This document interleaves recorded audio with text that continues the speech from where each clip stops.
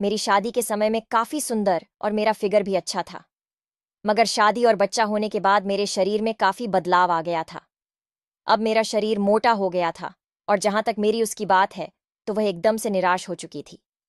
मेरे पति ने भी अब मेरे अंदर रुचि लेना करीब करीब बंद ही कर दिया। लेकिन मुझे तो वह करने का बहुत ही अच्छा लगता था। अपने पति से उम्मीद करती थी कि वह मेरी वह का ख्याल रखेंगे और मुझे शांत करेंगे। लेकिन मेरी उम्मीद केवल एक उम्मीद ही बनकर रह गई थी। ऐसे में मैं आप लोगों से पूछना चाहती हूं कि मैं भला अपने आप को कब तक रोक कर रखती और कब तक अपने आप को शांत रख पाते।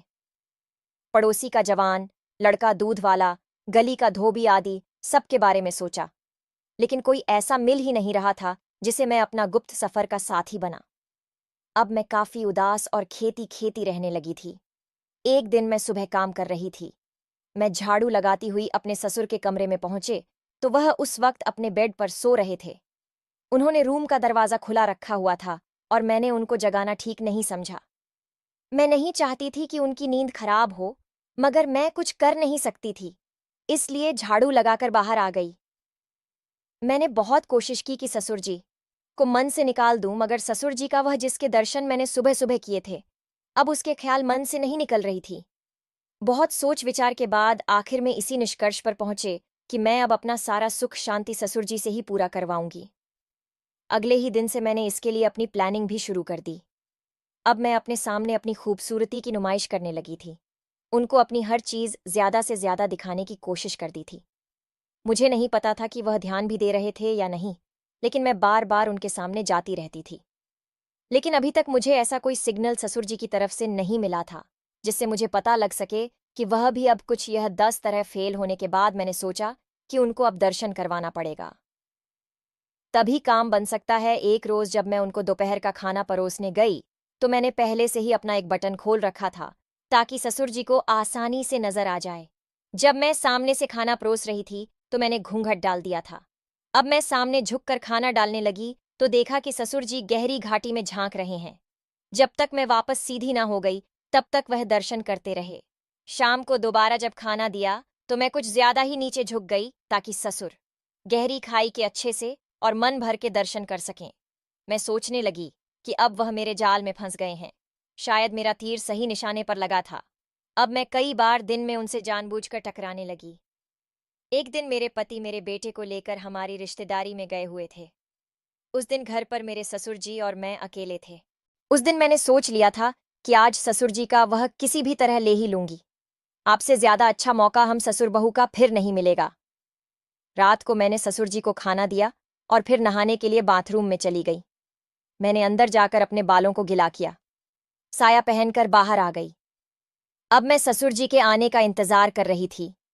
मैं जानती थी कि खाना खाने के बाद वह हाथ धोने के लिए इधर ही आएंगे, इसलिए मैं अपनी बारी का इंतजार करने लगी। मैंने सोच रखा था कि मुझे क्या करना है। बाथरूम के दरवाजे को हल्का सा खोलकर देख रही थी। जब वह मुझे आते हुए दिखाई दिए तो मैं बाथरूम से बाहर निकलकर दूसरी ओर घूम गई। फिर ससुर जी को देखकर मैंने चौंकने का नाटक किया और वहां से घबराकर भाग गई। ससुर जी समझ नहीं पाए कि यह अचानक से क्या हो गया। अब मैं अपने रूम में छुपकर उनको देखने लगी। वह अभी भी उस घटना के बारे में सोच रहे थे। फिर वह सोचते हुए ही हाथ धोकर अपने रूम की ओर चले गए। अब मैंने 2 पीस वाला एक जालीदार गाउन पहना और अपने बालों को संभाल कर लिपस्टिक लगाई और 12 बजे के करीब उनके रूम की गोट चाहिए। मुझे पता था कि वह इस समय तक सो जाते हैं। मैं उनके रूम में पहुंची तो देखा कि वह सामने बेड पर सो रहे थे। मैं चुपचाप जाकर बिस्तर पर बैठ गई। मुझे अब बहुत मजा आ रहा था, लेकिन उनके चेहरे को देखकर नहीं लग रहा था कि वह जाग रहे हैं। एकदम से उन्होंने आंखें खोली और हड़बड़ा गए और बोले, बहुत हो, ये क्या कर रही हो, ये सही नहीं है। मैंने कहा, कुछ गलत नहीं है। ससुर जी, आप क्या चाहते हैं मैं कहीं और जाकर यह सब करूं? बस जो हो रहा है उसे होने दो। मैंने सोचा, अभी लोहा गर्म है, जैसे चाहो मोड़ सकती हैं। उसके बाद लगभग 30 मिनट तक हम दोनों नंबर की यात्रा पर निकल रहे और हम सब करके हम दोनों फिर से बिस्तर पर लेट गए। मैं बहुत थक गई थी। मुझे कब नींद आई मुझे कुछ पता नहीं चला। उसके बाद सुबह ही मेरी आंख खुली।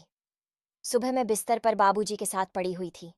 वह उठे और फिर मेरे लिए चाय बनाकर ले आए। मैंने बैडमैन चाय पी और फिर वह बोले कि उठकर फ्रेश हो जाओ। रोहन और तीनों आने वाले होंगे।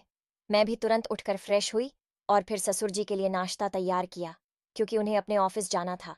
लेकिन दोस्तों, इसके बाद में कभी भी बाहर वालों का विचार अपने मन में नहीं लाया और हमेशा ससुर जी और पति की वफादार बनी रही। दोस्तों, आपको एक कहानी कैसी लगी? कहानी अच्छी लगी फोटो वीडियो को लाइक करें और चैनल पर नहीं हो तो चैनल सब्सक्राइब जरूर करें।